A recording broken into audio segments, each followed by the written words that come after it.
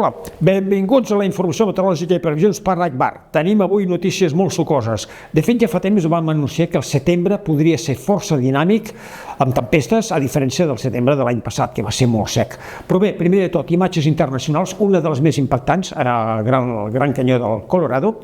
Doncs aquí podem veure la caiguda habitual de l'aigua en aquesta zona i com estava baixant l'altre dia fruit de les enormes tempestes que estan afectant aquella zona.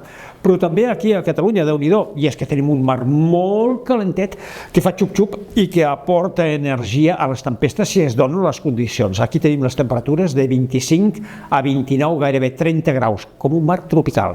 Les conseqüències tempestes, com les de les Balears de fa uns dies o les de fa també unes setmanes a Sant Pere de Torelló, amb aquestes pedregades tan grans, són fenòmens locals però molt violents que provoquen danys. Aquí ho podem veure, els cotxes destrossats, taulades destrossades.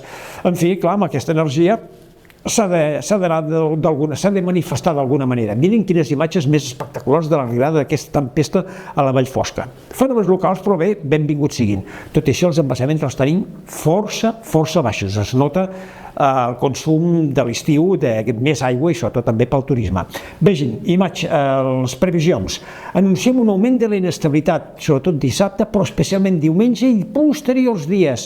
Els embassaments, ja ho dèiem, força baixos, el 30%. Les tempestes van a més, però de moment no parlem de tempestes generals. Benvingudes siguin i temperatures que començaran a baixar. A més llarg termini, atenció, preveiem un setembre que a mesura que vagi avançant els fenòmens tempestuosos aniran a més. Tempestes, algunes violentes, benvingudes si no fan molt de mal, perquè els embassaments, aquí hem sigut força optimistes, començaran a remuntar. Per això ha avançat el setembre. Fins aviat.